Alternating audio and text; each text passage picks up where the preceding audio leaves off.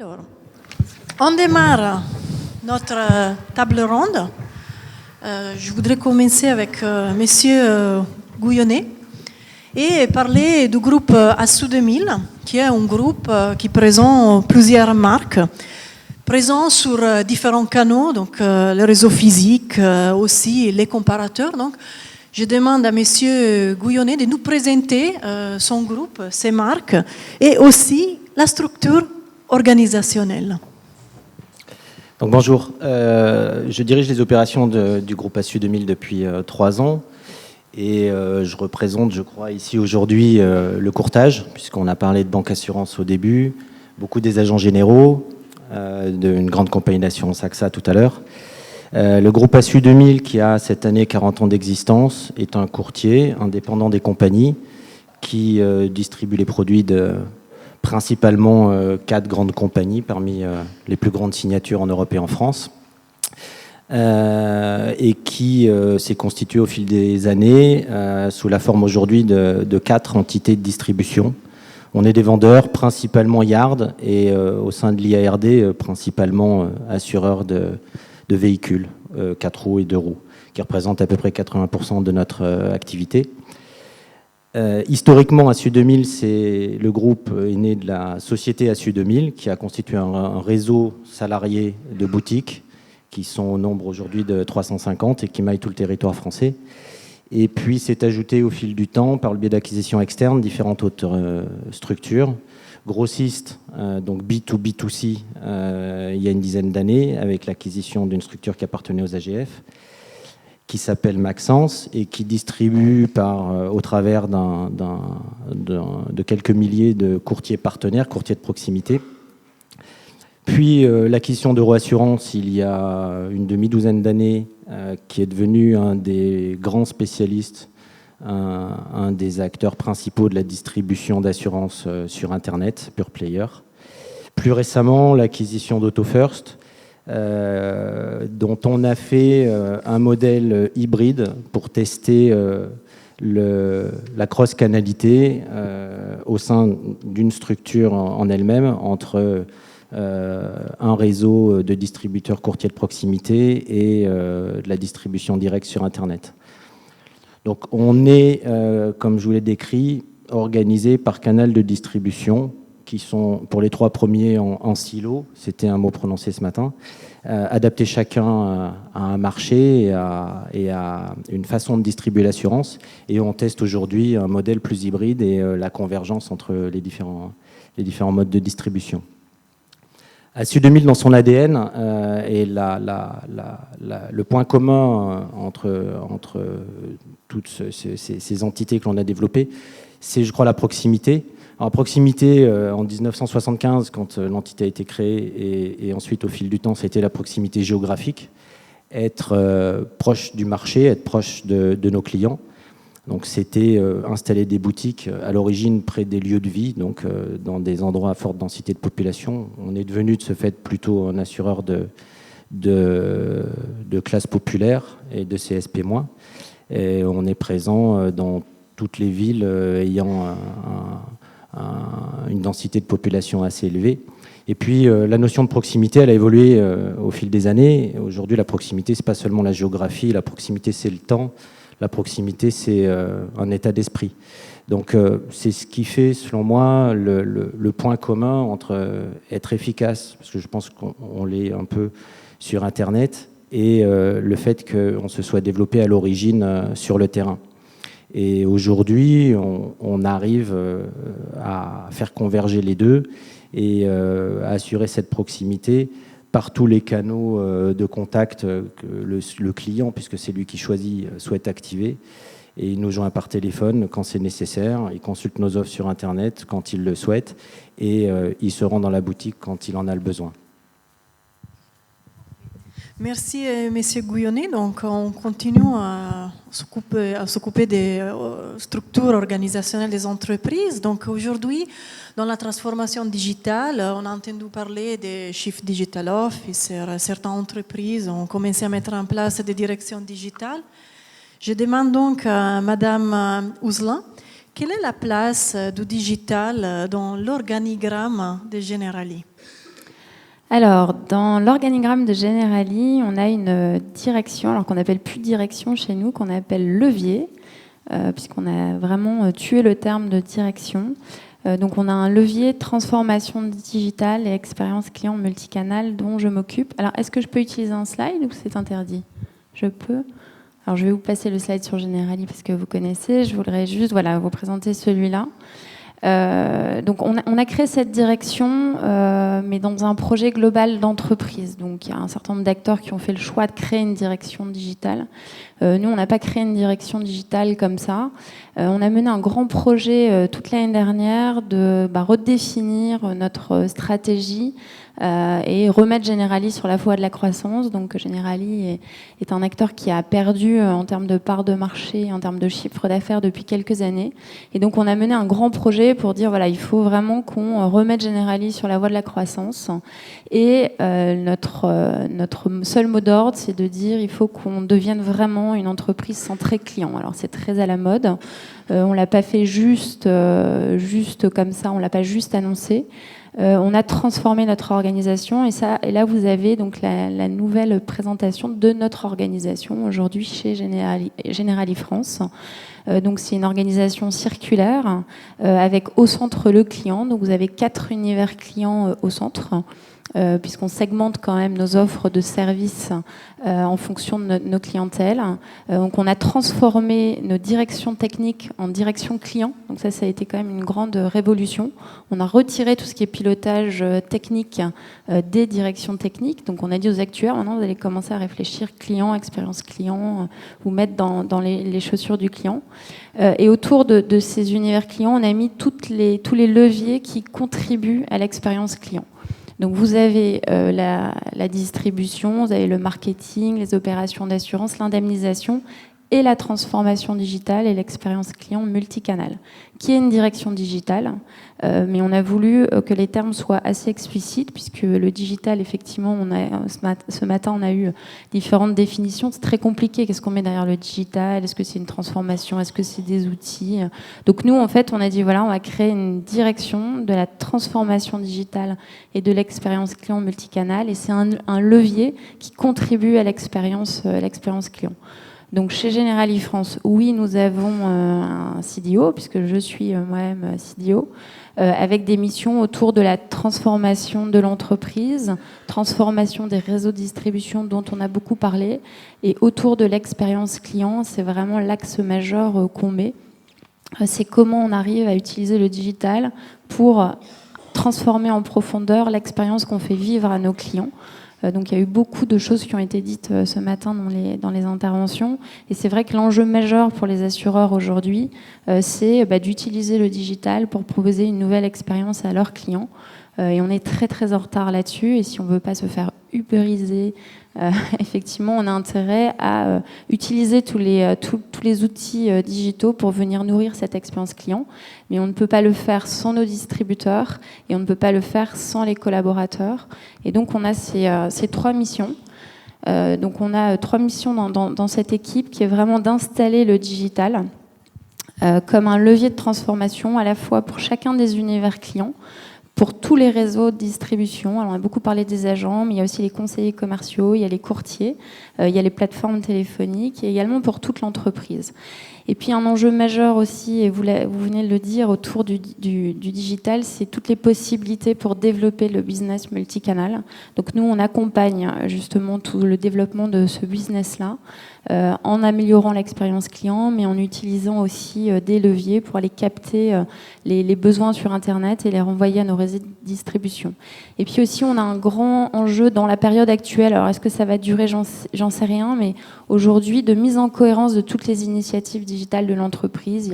Ça grouille de réflexion autour de digital. Tout le monde a son initiative digitale au sein de Generali. Donc nous, on a un rôle un petit peu de mettre ça en cohérence, d'être l'interface notamment avec les équipes IT. On a beaucoup parlé de l'IT aussi, qui est un vrai sujet. Ils ont une transformation à adresser. Et donc, on essaie d'accompagner d'accompagner un peu tout ça pour éviter la dispersion, parce qu'on peut très vite se perdre aussi. Hein. Tout le monde veut son appli, tout le monde veut son site internet, tout le monde veut utiliser tel outil. Enfin, il y a énormément d'idées autour du digital. Donc on a aussi un rôle de construire la stratégie autour de ça et de piloter et de mettre tout ça en cohérence. Merci Madame Ouzlan. Donc, je pose la même question à Monsieur Serre pour la Massif. Donc, quelle est la place du digital en entreprise? Bien, bonjour. La Massif, comme tous les assureurs, elle est confrontée à cette transformation. En fait, on a pas mal réfléchi au sujet. De toute façon, je suis tout à fait d'accord avec vous. Le problème, c'est que tout le monde avait une idée sur le digital. Donc déjà, tout le monde a une idée. Ça, c'est comme les RH ou la communication. Tout le monde donne son avis sur le sujet. Et surtout, il y avait plein d'initiatives partout qui n'étaient pas forcément coordonnées dans tous les sens, etc. Ça me rappelle un peu il y a quelques années, quand les intranets sont apparus dans les entreprises, tous les services faisaient un intranet. Donc, à un moment où plus personne n'y comprenait rien. En fait, on a fait un choix un peu semblable, même s'il y a un peu de différence. C'est-à-dire qu'on a d'un côté décidé d'avoir une direction de développement numérique qui est rattaché au marketing développement, donc qui s'occupe exclusivement de la gestion de la relation numérique du client, parce qu'on a un site internet qui a à peu près 11 à 12 millions de visites par an, on a vu une progression énorme de la consultation de notre système mobile, on vient de lancer une nouvelle appli mobile, donc il faut bien quand même quelqu'un pour gérer ces éléments-là, et le fait qu'on a quand même déjà des outils existants. Donc ça, c'est la direction du développement numérique. En parallèle, on a décidé de mettre en place un peu comme ça une direction de la transformation digitale, mais qui est rattachée à la direction générale directement, qui est en fait c'est un pilote de la transformation, parce qu'il y a une sorte de comité digital qui va réunir les grands métiers de l'entreprise, les métiers de commerce, les métiers d'assureur, le yard, parce que vous savez qu'on a 3 grands métiers, nous, le yard, la banque, enfin assurance vie et la santé.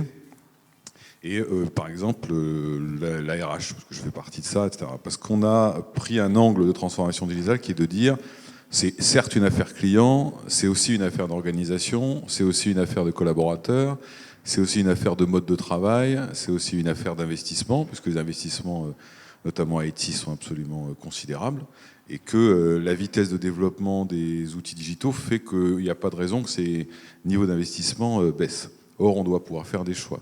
Donc cette direction, ce pilotage de transformation digitale, il s'est croisé avec l'innovation. Pourquoi on a fait ce choix-là?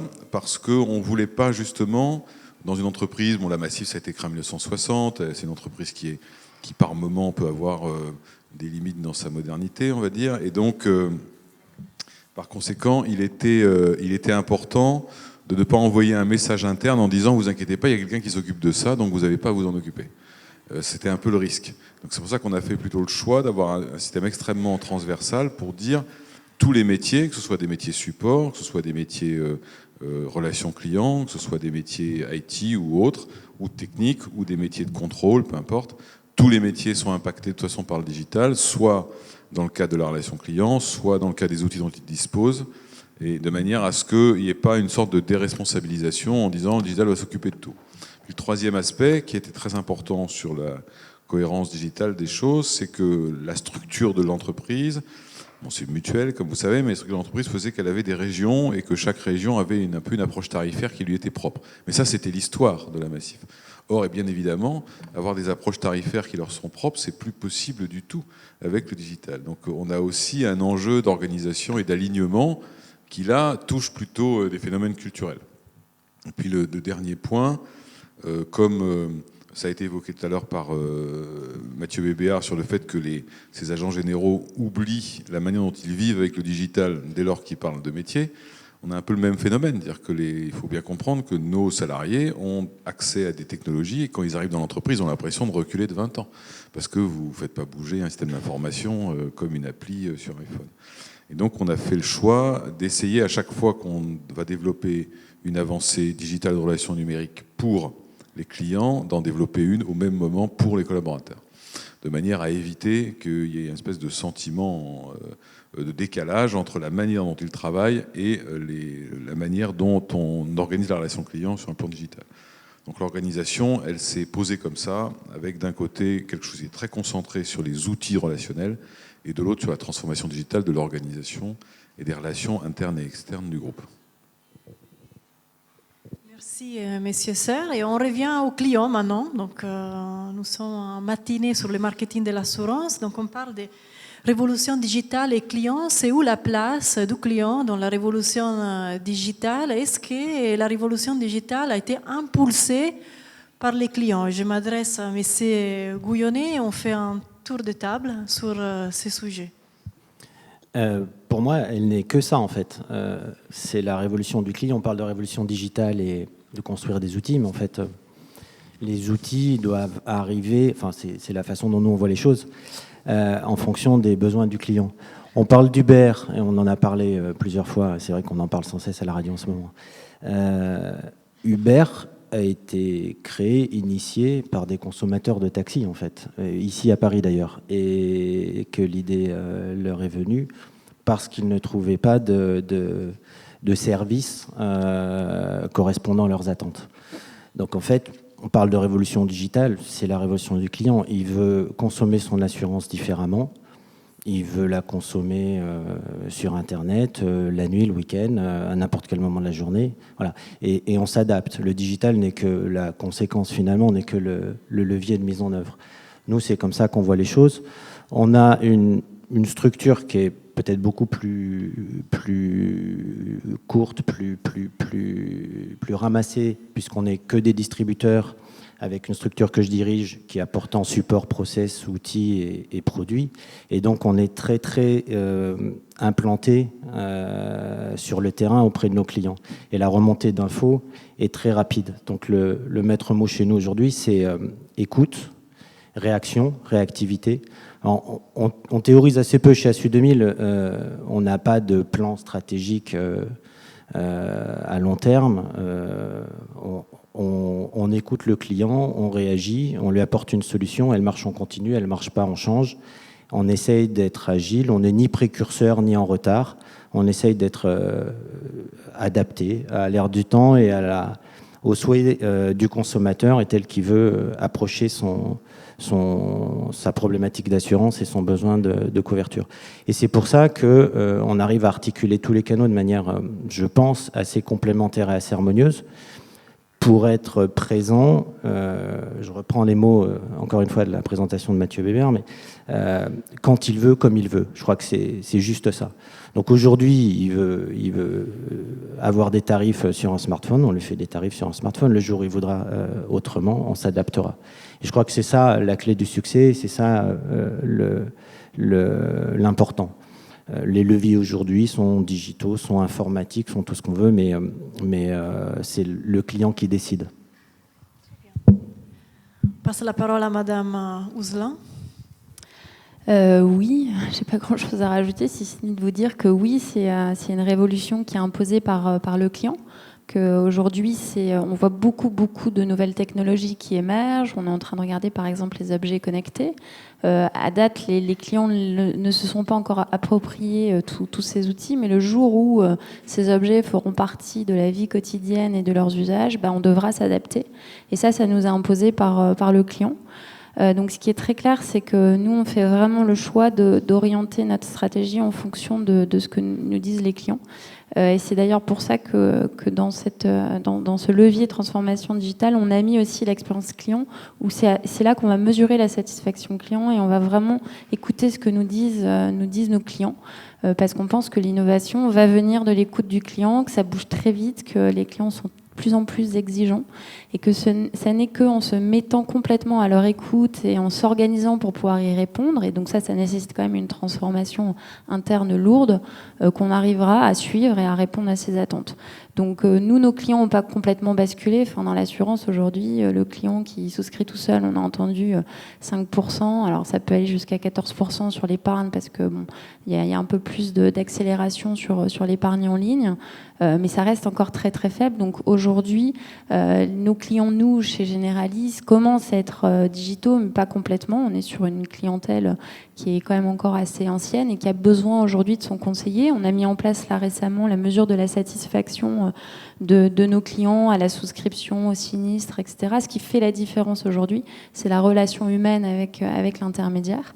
Aujourd'hui, il y a encore une étude qui est sortie qui montre que les clients, les Français en tout cas, ont besoin du contact humain. Donc nous, tout n'a pas encore basculé. basculé. Les clients ne sont pas encore 100% digitaux et ne demandent pas du digital partout. Enfin, ça reste encore dans une moindre mesure. Ceci dit, on sent une accélération. Les gens vont de plus en plus sur notre site internet, demandent de plus en plus à faire des actes en ligne. On constate également une explosion des statistiques sur le mobile de nos sites internet. Donc, il y a un certain nombre de standards quand même qui sont en train d'être imposés par nos clients, qu'il faut qu'on intègre dans les services qu'on propose. Alors c'est une évolution ou une révolution, je ne sais pas. C'est une évolution en tout cas certaine, ça n'a pas encore complètement révolutionné la relation qu'on a avec nos clients, mais c'est clair que c'est une transformation en profondeur à adresser au sein des compagnies d'assurance, parce qu'on a des systèmes d'information qui datent depuis très très longtemps, qui n'ont pas séparé le front du back, et du coup qui ne permettent pas d'avoir l'agilité qui est nécessaire pour proposer des choses sur Internet. Donc on a des vrais travaux de fond à adresser, tout en regardant un petit peu cette évolution des usages de nos clients pour essayer de s'adapter. Aujourd'hui, la tablette, c'est rentré dans le quotidien de tout le monde, le smartphone, c'est rentré dans le quotidien de tout le monde. Donc ça, voilà, c'est des outils que nous, on doit intégrer et on doit réfléchir à l'expérience client là-dessus. Merci. On passe à Monsieur Serre. On va essayer de rajouter des trucs intelligents. Ça devient de plus en plus dur. Oui. Non, moi je crois que ce qui est intéressant, c'est que la révolution digitale, la transformation, je ne sais pas comment l'appeler, c'est une inversion du système. En fait, pendant longtemps, dans l'assurance ou ailleurs, c'était plutôt le fournisseur qui développait un système qui générait une réaction chez le client. On observe avec la prise en main du client le fait que c'est lui qui, aujourd'hui, nous pousse à faire des choses qu'on n'a pas forcément prévu de faire. C'est ça qui est extrêmement délicat dans le système.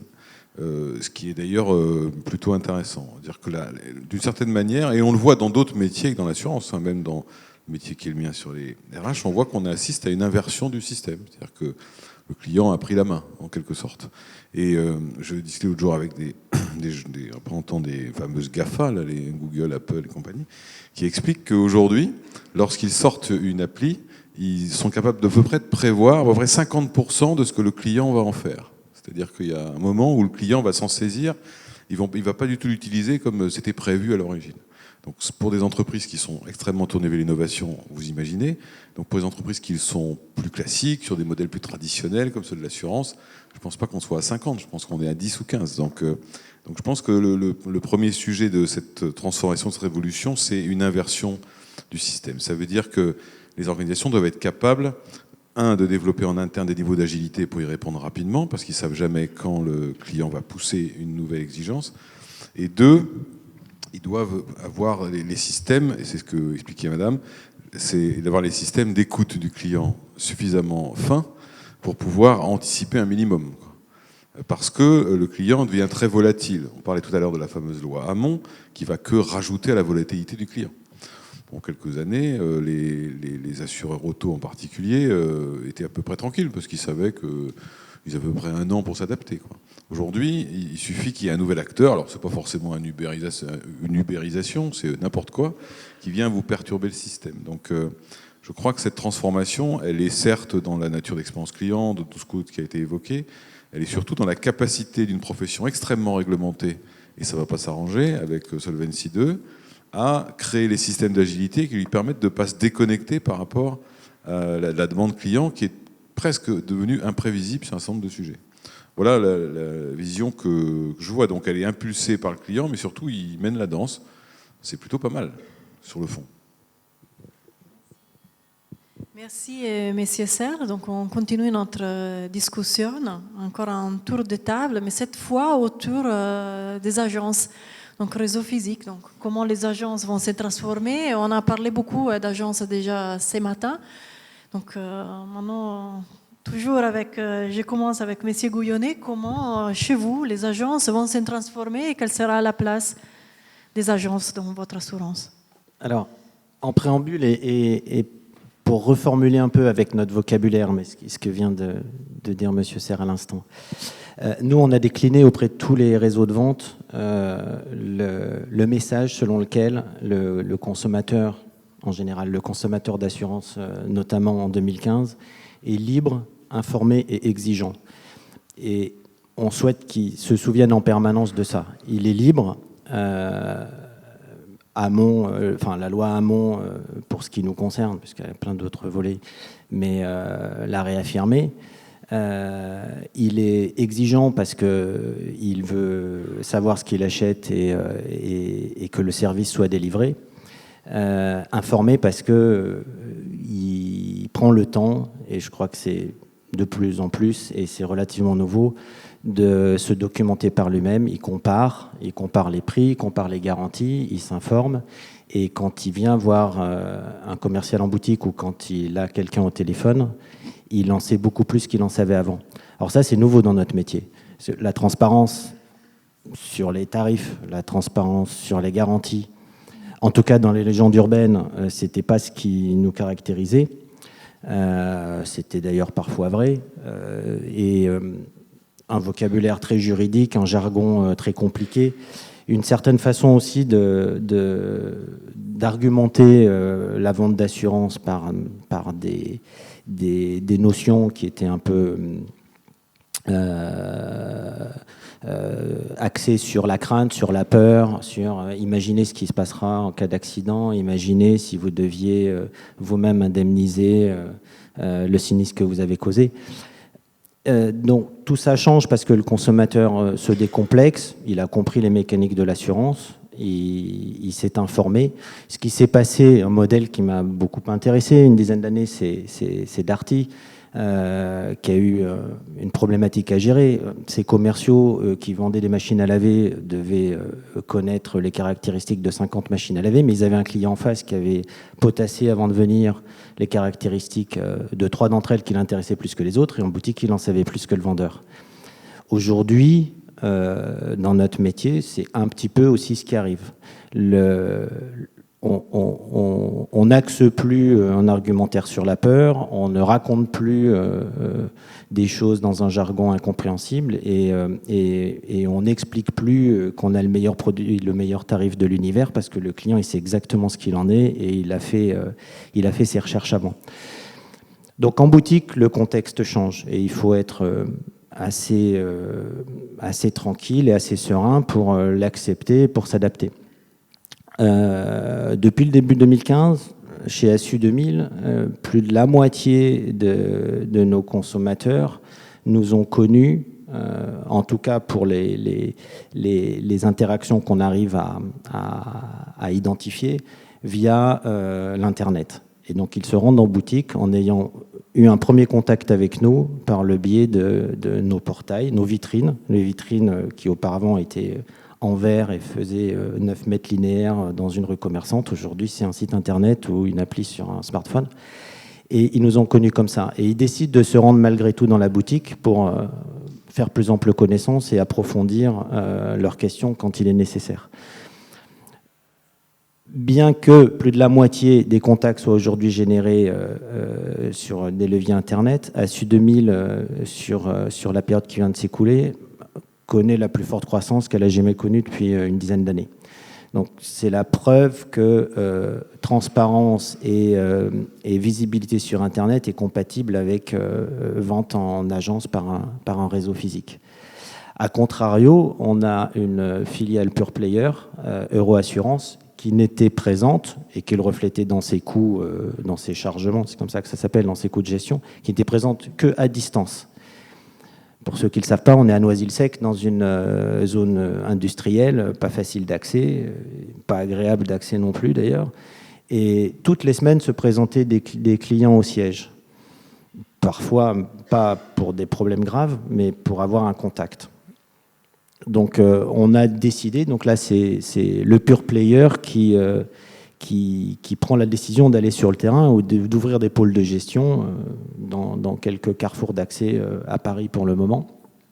Donc on voit bien que dans chacun des deux modèles, il ne faut pas être exclusif. Encore une fois, j'en reviens sur ce que je disais tout à l'heure, c'est offrir le choix du moyen de contact selon les circonstances, selon les moments, selon la psychologie du consommateur. Et le pure player doit pouvoir fournir une présence physique si le consommateur le souhaite. Et le réseau de distribution physique doit être transparent, doit proposer son offre sur une vitrine Internet. Et le consommateur choisira les modes d'interaction selon les moments dans la journée, la nuit, le week-end ou en jour de semaine. Et à chaque besoin viendra un mode d'interaction particulier.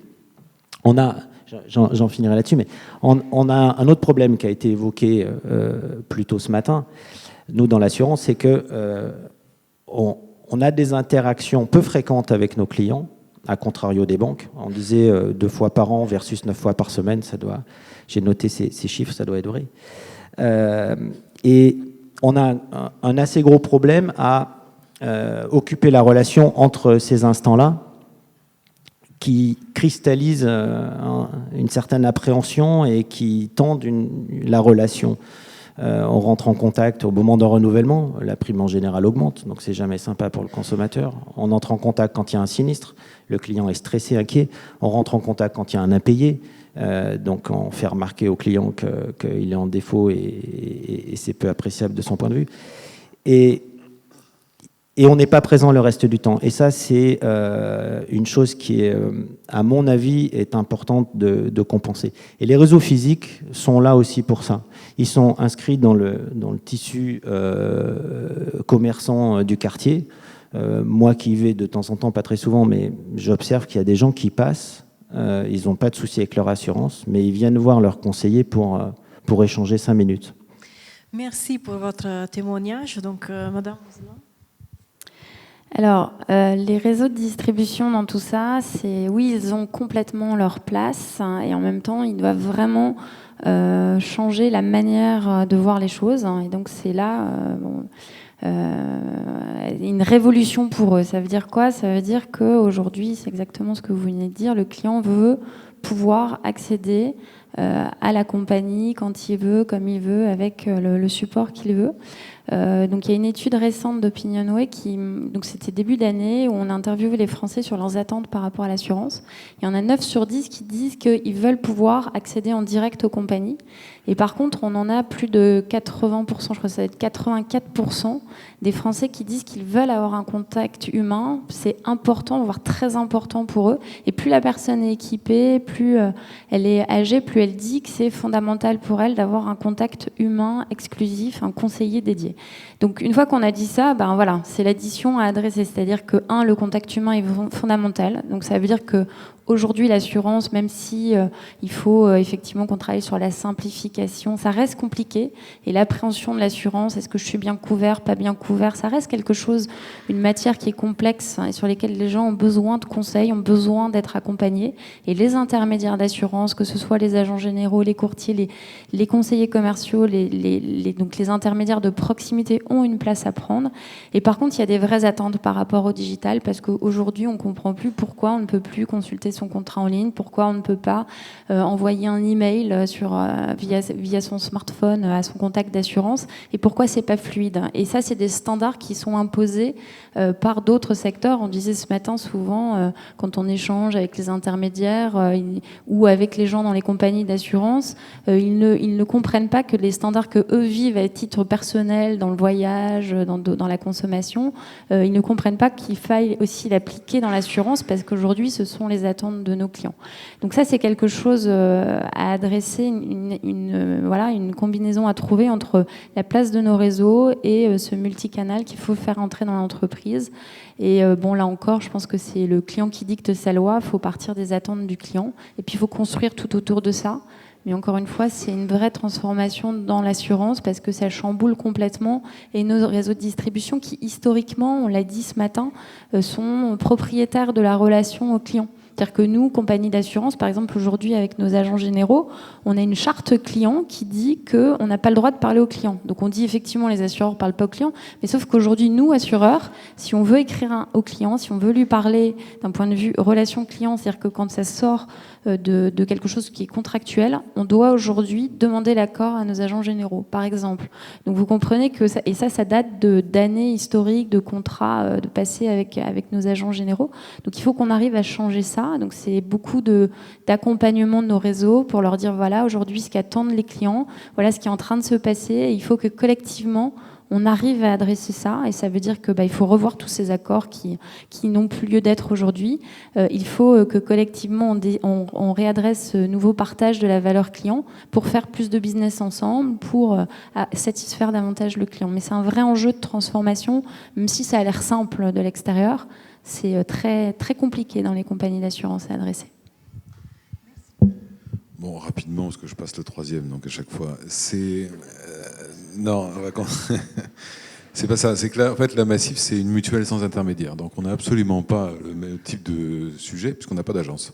Enfin, on n'a pas d'agence. On a des bureaux massifs, il y en a à peu près 600 en France, mais c'est des salariés. Donc, on n'a pas ce problème-là. Donc, c'est déjà un premier sujet. On constate aussi une baisse de fréquentation, c'est une évidence. Mais je pense que, et on l'observe de plus en plus, d'abord, effectivement, la mise en place de services dits digitaux de relations assurantielles ne réduit pas pour autant à zéro le souhait de contact humain.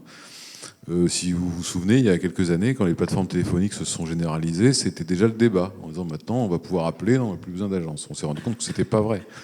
Donc je pense pas que ça va considérablement nuire. Ça, par contre, ça va changer deux choses majeures, et on l'observe déjà, et je sais que dans les banques, ils l'observent déjà.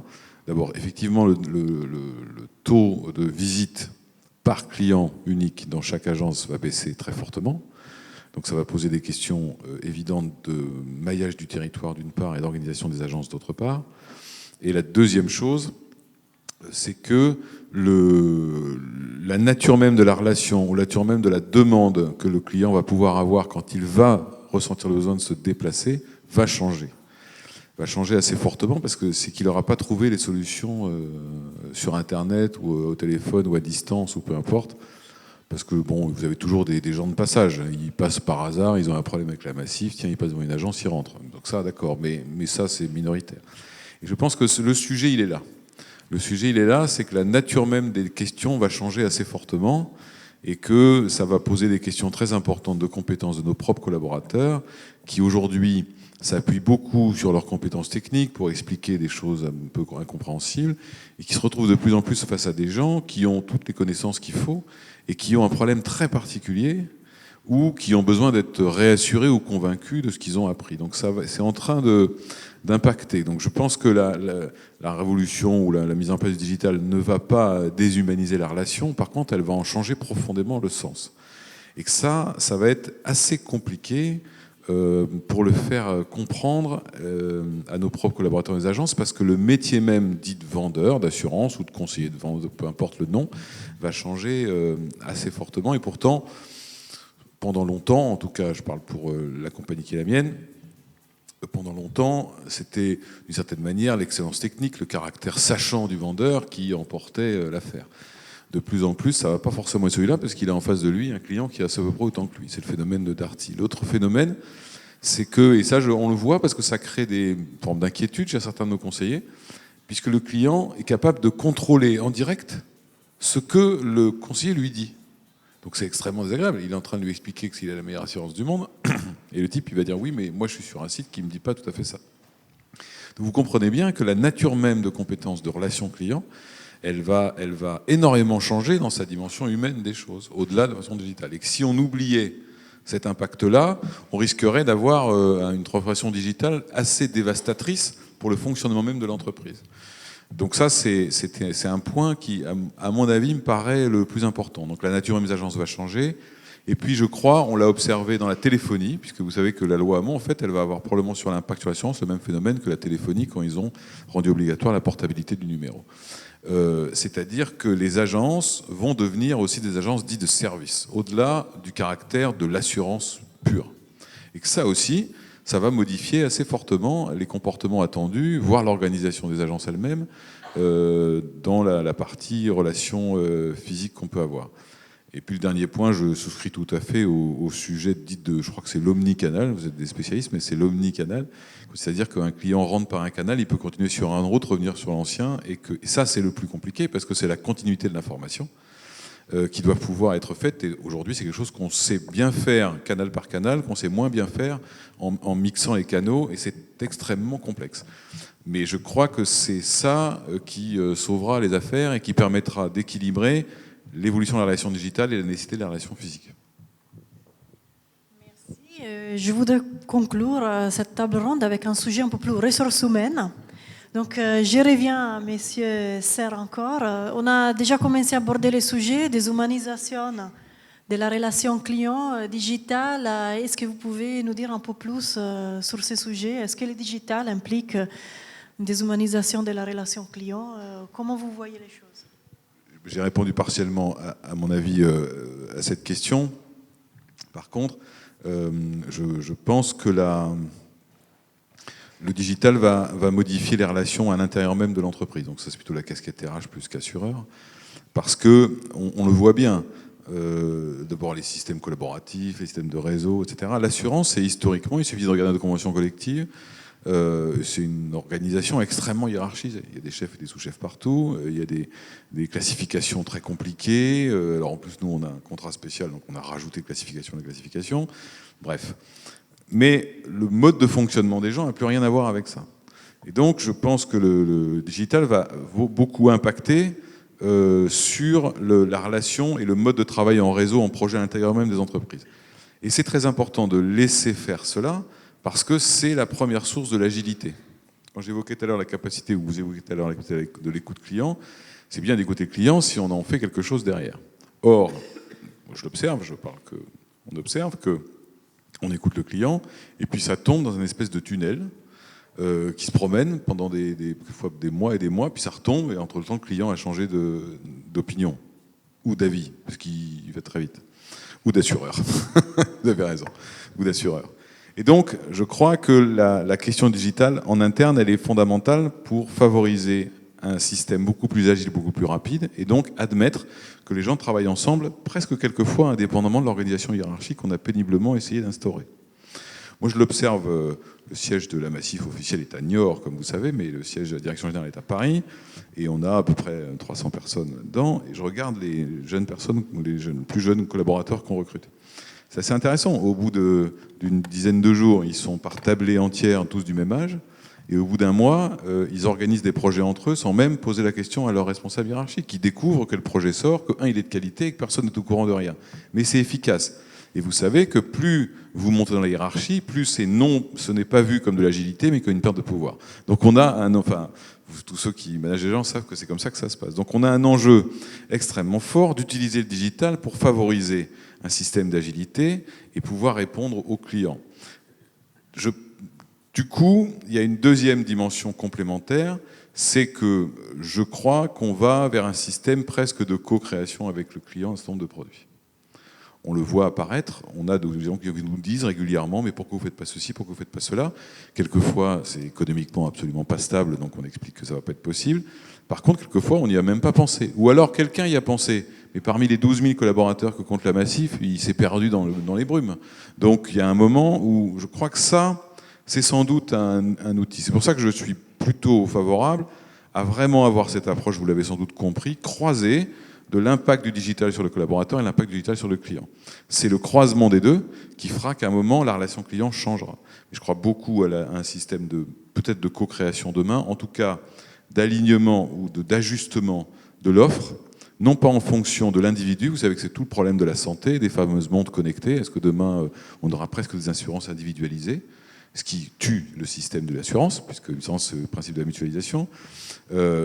Au-delà de ça, il demeure quand même que, par catégorie de personnes, on va pouvoir adapter les choses. Et on le voit déjà, vous savez qu'en Allemagne, ils ont beaucoup de systèmes d'assurance par une toute petite mini-communauté. C'est-à-dire que des gens se sont réunis et vont souscrire un contrat d'assurance pour leur profit, un peu comme il y a eu le microfinancement, maintenant il y a la microassurance.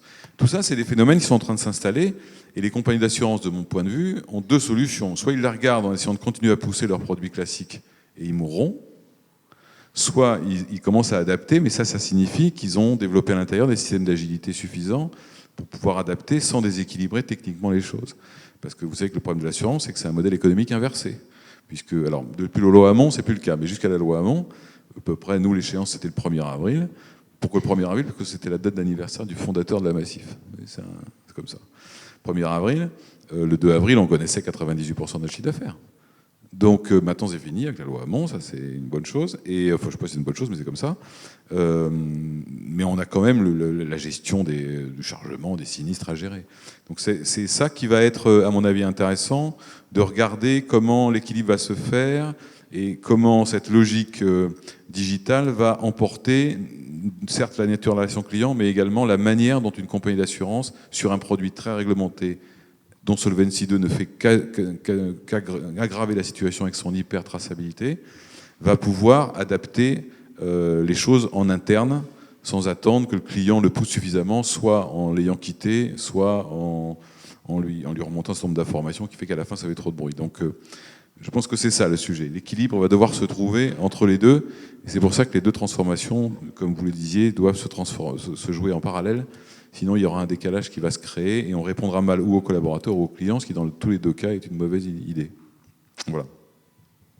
Merci. Malheureusement, je suis obligée de conclure. On laisse la place pour une question, s'il y a. Voilà. Juste, j'en profite pour préciser, vous aviez prévu de nous montrer une vidéo. Donc, ce qu'on fera, c'est que si vous êtes d'accord, on associera votre vidéo à votre présentation qui sera mise sur le SlideShare d'Assure Marketing que vous connaissez ou que vous connaîtrez. Et donc, comme ça, ils pourront à la fois, dans le document, voir la présentation et à la fois la vidéo. Voilà. Donc, une question et après, on va passer à la dernière table ronde parce qu'on a pris beaucoup de retard. Catherine Daoudi, AXA. Je remercie Monsieur Serre d'avoir soulevé la question du changement des collaborateurs parce que ça me paraît un enjeu majeur. On a beaucoup parlé des changements pour les agences, les structures, les clients, etc.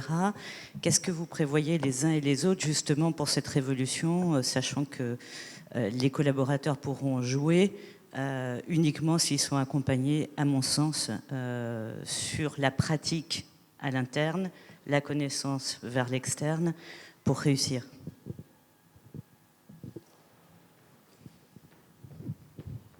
Je peux peut-être démarrer, moi, sur la digitalisation des collaborateurs.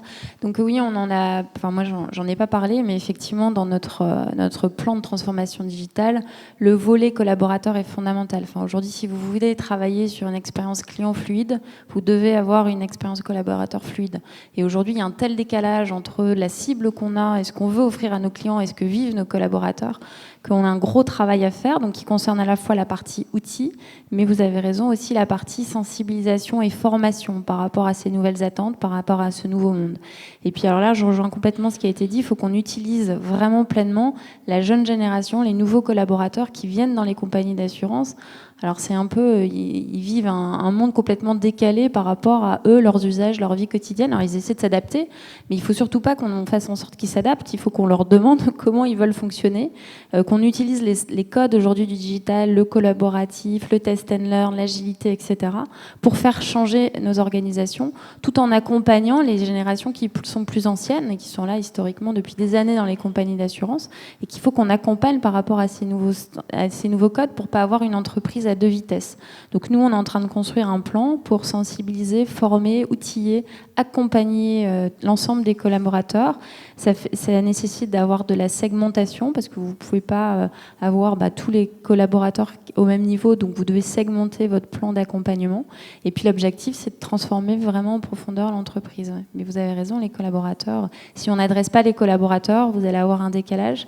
Et la partie outillage aussi importante parce que si vous travaillez uniquement sur la fluidité pour le client, mais quand quand la demande du client arrive en interne et puis là on est sur du papier, c'est qu'une façade en fait, on parle de souscription en ligne, mais derrière le process, il n'est pas du tout en ligne et les gens y rament avec du papier, des process qu'on n'a pas modifiés, vous n'allez pas réussir votre pari de transformer l'expérience client. Oui, rapidement, en fait, c'est exactement la description qui avait été faite. Je vais vous raconter juste une petite anecdote, comme quoi on a du chemin. Moi, j'ai pris mes fonctions, je suis arrivé à la Massif il y a 3 ans. Avant, j'étais à l'étranger, j'étais pas du tout dans l'assurance, ça n'avait rien à voir. Bon.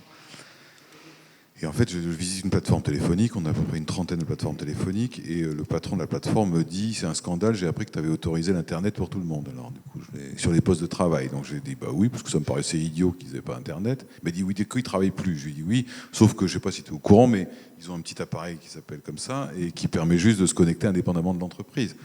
Donc, vous voyez le décalage qui s'était créé immédiatement. Et d'ailleurs, sa réponse avait été assez croustillante. Il m'avait dit, t'as raison, je vais faire mettre un brouilleur de téléphone. J'ai dit, celui-là, on va avoir du chemin pour l'emmener dans le numérique, mais on va y arriver. Plus sérieusement, mais c'était juste comme ça. Plus sérieusement, on a, nous, un peu dans le sens que vous indiquez, on est en train d'écrire un véritable plan qui s'appelle « Faire vivre le numérique dans le groupe ». Donc on a tout un plan communiqué, ouvert, qui est qu'à chaque fois qu'on peut utiliser le numérique au profit des collaborateurs, on le fait. Je vais donner 2 exemples. On a décidé de modifier radicalement notre approche de la formation pour énormément développer le e-learning directement sur les postes de travail, de manière à ce que les gens puissent jouer, mais librement, donc ils ne s'inscrivent pas. C'est une espèce d'accès permanent, c'est une sorte de MOOC interne, si vous voulez. Et puis, sur la deuxième partie, il s'avère que le hasard a fait que j'ai eu l'immense joie de devoir changer mon SIRH l'année dernière, qui est un truc qui coûte une fortune, mais et tout de suite, alors ça sera mis en place 2016-2017, parce qu'il y a des problèmes techniques à régler. En fait, on va mettre en place des applis SIRH pour tous les collaborateurs qui pourront directement sur leur téléphone télécharger leur attestation d'emploi, déclarer leurs vacances, etc., etc. Ça, c'est des petites choses qui ne sont pas extrêmement compliquées, mais qui montrent qu'ils peuvent être aussi bénéficiaires, dans le cadre de leur contrat de travail, entre guillemets, du digital. Parce que madame a raison, l'un des sujets majeurs, c'est que vous ne faites pas bouger un système d'information d'une boîte comme Generali ou comme la Massif en 15 jours. Et qu'on est toujours en retard par rapport aux applis, aux machins, aux trucs. Et donc, le jour, un étudiant qui est en alternance chez nous me disait, moi, quand je viens chez toi, j'ai toujours l'impression de prendre 30 ans d'âge. Je lui ai dit, bah, écoutez, on va additionner ton âge plus le mien, ça va commencer à faire beaucoup. Mais ça, on ne peut pas résoudre le problème. Parce qu'on ne peut pas changer un système d'information d'une compagnie d'assurance comme ça, c'est pas possible. Donc, on doit réduire ce décalage, autant que faire se peut, sans non plus leur dire, regardez, demain, ça va être formidable, vous aurez tous des écrans tactiles, etc., etc. Donc il y a cette espèce de décalage qui doit se créer. C'est pour ça qu'on a un plan très volontariste qui consiste à montrer ou à donner des avantages ou à profiter du numérique pour les collaborateurs. Pourquoi ? Parce que dans ce que vous disiez, c'est exactement ça. Aujourd'hui, si on ne faisait pas cela, je pense que l'ensemble des collaborateurs verraient le développement du digital comme une menace et pas comme une opportunité. Et si les collaborateurs ne se font pas le relais lorsqu'ils ont une relation physique avec un de nos clients, qu'elle soit téléphonique ou dans une agence, des services que, par exemple, le groupe Massif peut apporter en ligne, s'ils ne s'en font pas le relais, alors on va avoir un sacré problème parce que nos collaborateurs ne se feront pas le relais de ce que nos clients attendent. Pas parce qu'ils n'y croient pas, mais parce que pour eux, c'est une menace. Et il ne faut pas se mentir, il y a des métiers entiers qui vont disparaître. C'est une réalité. Il y en a d'autres qui vont apparaître, on est d'accord. Donc voilà, donc c'est pour ça que cet enjeu-là, il nous est apparu très vite comme un enjeu absolument fondamental si on ne voulait pas rater le tournant. Voilà.